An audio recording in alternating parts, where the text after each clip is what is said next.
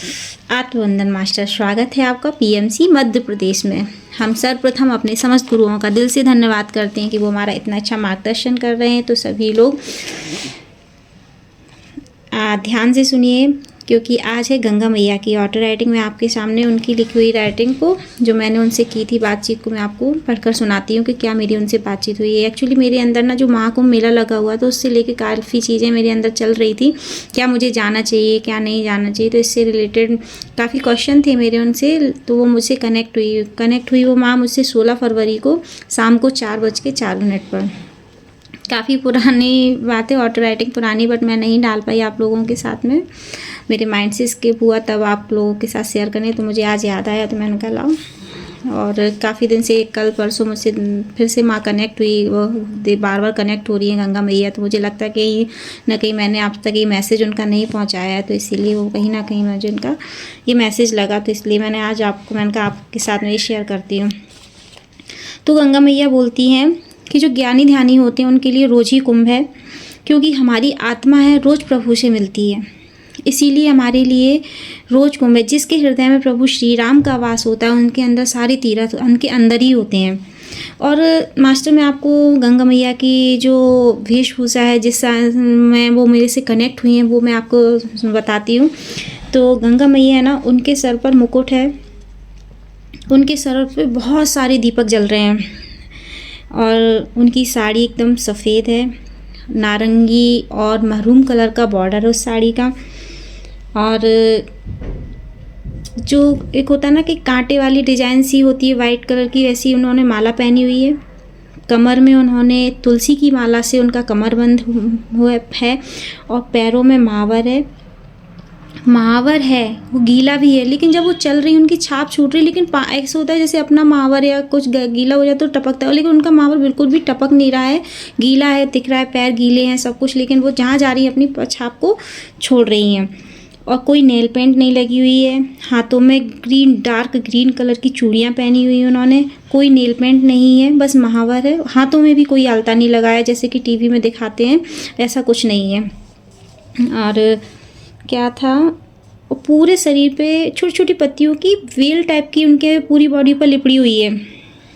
फिर वह बोलती हैं, देखो पुत्री, गंगा में नहाने का मतलब भौतिक शरीर को स्वच्छ करना नहीं है, आत्मा की शुद्धि के लिए। और आत्मा की शुद्धि के लिए गंगा में, मतलब उनका कहने का कि जो भौतिक शरीर में जो लोग नहाने जाते हैं, ये गंगा मैया उनके लिए नहीं है कि गंगा उससे नहा लेंगे तुम्हारा भौतिक शरीर पवित्र हो जाएगा। गंगा में नहाने का असली मतलब है आत्मा की शुद्धि। और आत्मा की शुद्धि कैसे होती है? सबसे पहले आत्मा शुद्ध करने के लिए आपको अपने पिछले इस जन्म के कई ऐसे जो हमारे कर्म होते हैं उनको हमें उनके लिए माफ़ी मांगना चाहिए, पश्चाताप में रहना चाहिए, क्षमा प्रार्थना में हमेशा रहना चाहिए। क्षमा मांगते हुए आगे की ओर बढ़ रहे हैं ऐसे लोगों को गंगा मैया अपने शरण में लेती है, उनको मोक्ष प्रदान करती है। और वो बोलती है, आप माफ़ी मांगते हुए जो लोग आगे बढ़ते हैं, फिर मेरे इस पवित्र जल में जो मुझे भोले बाबा के सानिध्य में प्राप्त हुआ है, जो बोलती हैं जो मुझे से मोक्ष करने की और जो पवित्रता जो मुझे मिली है गंगा को, वो कहीं ना कहीं वो बोल रही हैं कि मुझे भोलेनाथ से वो चीज़ मिली हुई है। और वो बोलती हैं, और जो पश्चाताप से सच में आते हैं, गंगा की लहरों को भी वही छू सकता है जो मेरे भ्राताश्री का मतलब जो हनुमान जी हैं, जैसे मैं उनको अपना बड़ा भाई मानती हूँ, कहीं ना कहीं माँ का कहने का मतलब है भ्राताश्री अपने हनुमान जी को बोलती हैं, वो भी हनुमान जी को अपना भाई मानती हैं। तो बोलती हैं कि गंगा की लहरों को भी वही छू सकता है जो मेरे भ्राताश्री जिनको चाहते हैं। गंगा की पवित्र लहर उनको मिलती है जो इस जर्नी में पश्चाताप में होता है, उनकी शरण में होता है, जो अपने कर्मों के पश्चात आगे बढ़ता है, उनको ही इसका फल मिलता है। वरना किसी की भी अस्थियां डाल देने से मोक्ष हर किसी को नहीं मिलता। मतलब जैसे सुना है कि जैसे लोग मर जाते हैं और अपनी किसी की रिलेटिव उन अस्थियों को डालते हैं, तो इसका मतलब ये नहीं है कि जिसकी भी अस्थियां आपने उसमें डाल दी हैं उनको मोक्ष ही मिलेगा।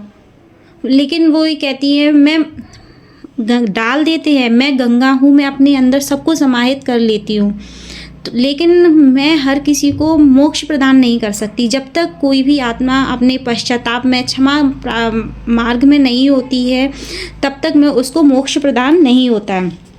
और एक चीज़ उन्होंने एक और मुझे बताई, बोलती हैं जैसे अस्थियां लोग गंगा में डालते हैं, जैसे किसी का 7 जन्म, किसी कहते हैं कि आपको उनको 7 जन्म लेने हैं, तो एक पहला जन्म होता है, उसकी अस्थियां गंगा में जाती हैं, फिर दूसरा जन्म होता है, फिर उसकी अस्थियां, तो क्या होती हैं, वो अस्थियां कलेक्ट होती रहती हैं आपके लास्ट बर्थ तक।